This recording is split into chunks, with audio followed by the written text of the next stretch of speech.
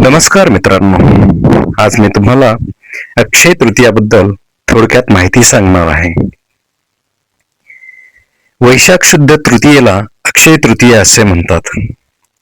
या दिवशी जे जे पुण्य करावे ते अक्षय चिरकाल टिकणारे होते असे म्हणतात.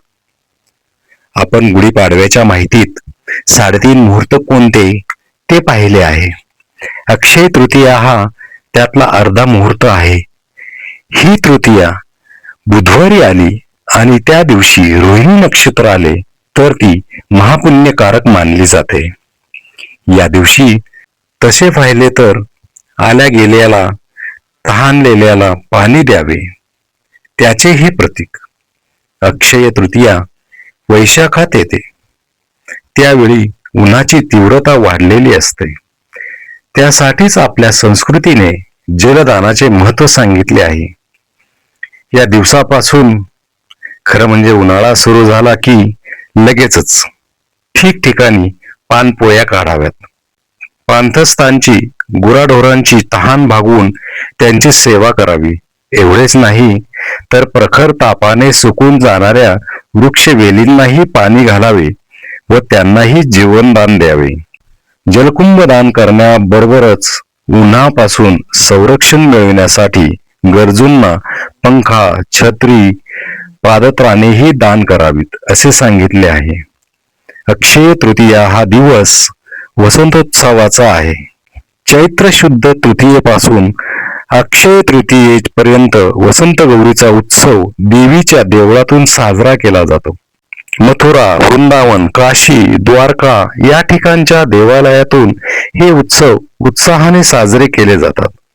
चैत्र शुद्ध तृतीयेला माहेरी आलेली गौरी महिनाभर राहून त्या दिवशी सासरी जाते असा समज आहे. त्यामुळे स्त्रिया हळदी कुंकू करतात.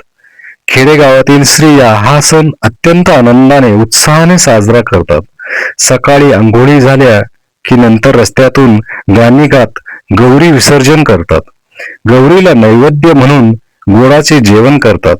दुपारी झाडांच्या फांद्यांना झोके बांधतात व झोके घेत गाणी गातात. त्या झोक्यातून, त्या गीतांतून मनामनात उचंबळून आलेल्या आनंदाची कारंजी थुई थुई नाचत असतात. अक्षय तृतीये संबंधी एक कहाणीही सांगितली जाते. फार पूर्वीची कथा. शाकल नावाचे एक नगर होते. तेथे एक वाणी होता. धर्म त्याचे नाव. नावाप्रमाणे धार्मिक होता. एकदा काय झाले, अक्षय तृतीयेचे महात्म्य त्याच्या कानावर आले. धार्मिक मनाला ते पटले.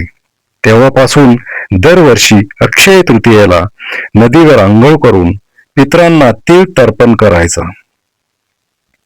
ब्राह्मणांना धान्याने भरलेले घट दान करायचा. त्याने हा नियम अनेक वर्ष चालू ठेवला. पुढे त्याला मृत्यू आला.